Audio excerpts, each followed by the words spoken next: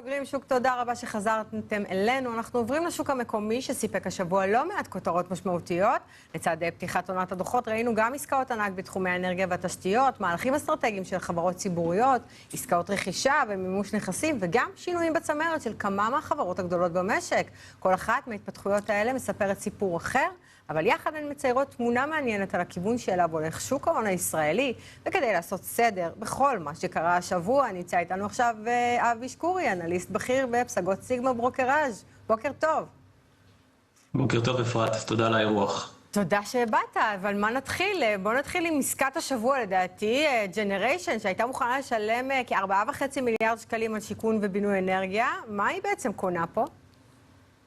אז ג'נריישן, חברה שהיא בשווי שוק של כ6 מיליארד ש"ח, רכשה בעצם את שיכון ובינוי אנרגיה, חברת הבת של שיכון ובינוי ב4.5 מיליארד שקל.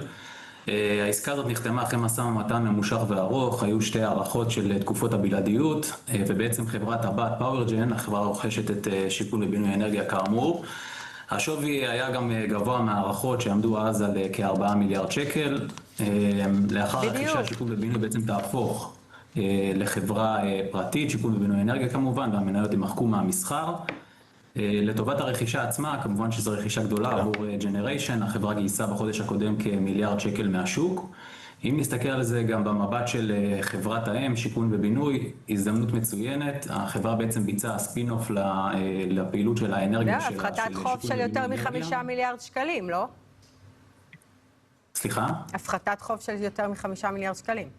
כן, דרמטי מאוד, חמצן מאוד משמעותי לחברת האם, ההפחתה כמו שאמרת של 5.5 מיליארד ש"ח, צמצום החוב הפיננסי נטו כמעט בחצי, בהחלט חדשות מצוינות לחברת האם. כן. טוב, בואו נעבור לעסקת בין דלק נכסים לפריים אנרג'י, שמשלבת אגירת אנרגיה וחוות שרתים. עד כמה לדעתך זה מסמן את הכיוון החדש של שוק הנדל"ן המניב בישראל? אז כן, באמת שוק הנדל"ן המניב בישראל עבר שינוי דרמטי מנדל"ן מניב קלאסי שהיה יוזם מסחר, משרדים, לוגיסטיקה, מלונאות, דיור להשכרה, לבעצם יזום של חוות שרתים. חוות השרתים בעצם מצליחות להניב בצורה מהירה הרבה יותר מנדל"ן מניב קלאסי. אז לעסקה הספציפית שדיברנו עליה, אז בעצם דלק נכסים ופריים, שהן שתי חברות בנות של חברת להב, חתמו על הסכם להקמת גם מתקני האגירה וגם חוות שרתים מבוזרת במתחני תחנות הדלק של חברת דלק ישראל. מדובר בהקמת חוות שרתים המבוזרת הראשונה בישראל. בעצם מי שעקב, רשות החשמל הוציאה הוראת שעה על הקפאה של עסקאות חדשות של חוות שרתים מעל 8 מגוואט, ובעצם המהלך הנוכחי מדובר על חוות שרתים קטנות שישבו בתוך תחנת הדלק של עד 2 מגוואט. זה עוקף בעצם את ההגבלה של רשות החשמל, ובעצם מאפשר לספק עד 150 מגוואט יחד עם כל החוות שרתים ביחד, ולספק מוצר גדול ומשלים. אז זה בעניין הזה, וראינו כמה בלגן רשות החשמל עשתה פה לאחרונה. אז בואו נעבור לטבע. כרגע במסחר אצלנו נסחרת ב2.4% למעלה, סגרה אתמול ב2.02. שוב עקפת התחזיות, העלתה תחזיות להמשך השנה. מה לדעתך היה הנתון החשוב ביותר בדוחות, וגם מה הצפי קדימה? אז כן, כמו שאמרת, טבע פרסמה את הדוחות של השבוע, המניה הגיבה בעלייה של 10% באותו היום, והשלימה כמעט 90% ב-12 חודשים האחרונים. המחיר של המניה עדיין רחוק מהזוהר של שנת 2016, והחברה צריכה אפילו להכפיל את המחיר הנוכחי שלה כדי לחזור לאותן רמות. אז לדוחות עצמם,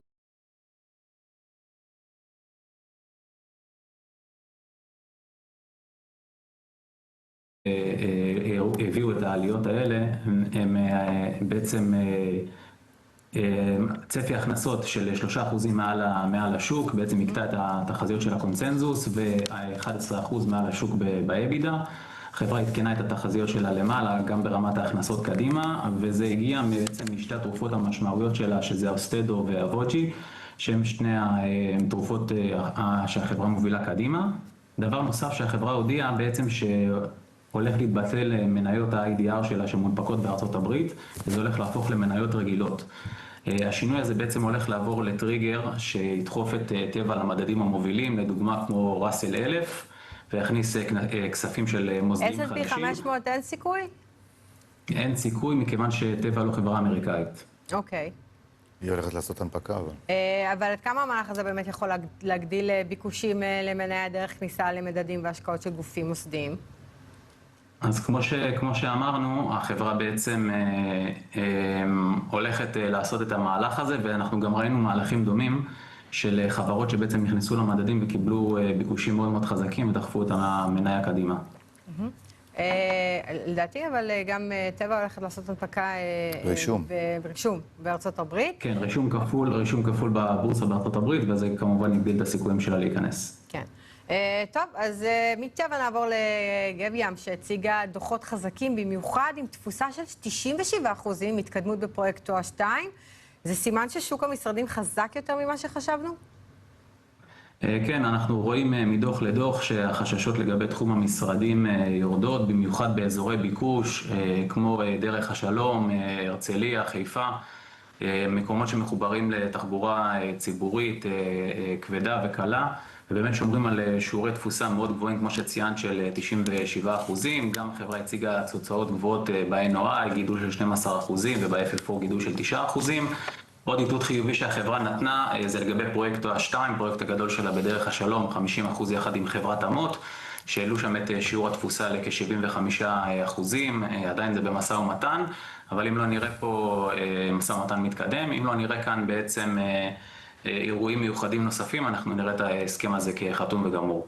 טוב, מגב ים, אז בואו נעבור לחברת נדל"ן אחרת. ראינו גם את בי וגם את אלקטרה נדל"ן מממשות נכסים בחו"ל.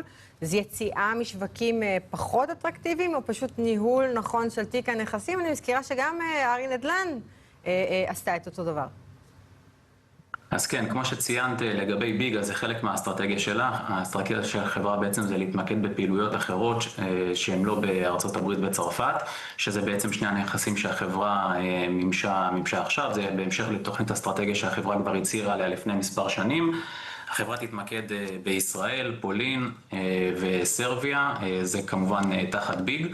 לגבי אלקטרה נדל"ן זה סיפור אחר קצת יותר גדול. אלקטרה נדל"ן, מי שכמובן כולם מכירים, היא בעצם קרן גידור שמחזיקה בתיקי נכסים של מולטי פמילי בעיקר בארצות הברית. החברה הזאת מממשת נכסים כחלק מהאסטרטגיה שלה למימוש, אבל מה שאפשר לראות בעסקאות האחרונות, שבניגוד לממוצע הרב שנתי שלה, של ה-IRR שעומד על 27% ו-16% ו-17% בשנים קודמות, 4 עסקאות האחרונות מתחילת השנה עמדו על 15%, 11%, 4% ו-2%, שבעצם אנחנו רואים פה תשואת IRR יורדת. בנוסף, החברה הודיעה על גיוס הון שהיה השבוע שעבר, וברגע האחרון ביטלה את הגיוס.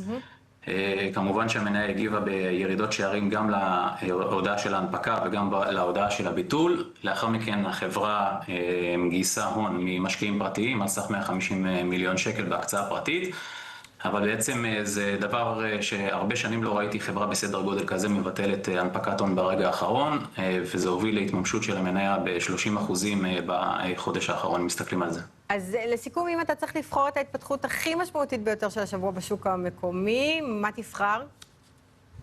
אז בעצם אנחנו רואים הרבה עסקאות, שוק ההון מקבל המון הזרמות כספים, גם מהציבור, גם מהמוסדיים, אז בעצם עסקאות תשתיות ממשיכות בתחום האנרגיה והחשמל, שזה הדברים שאנחנו רואים בולטים בעיקר. אבי שקורי, תודה רבה לך, שיהיה לך שבת שלום. תודה רבה גם לך.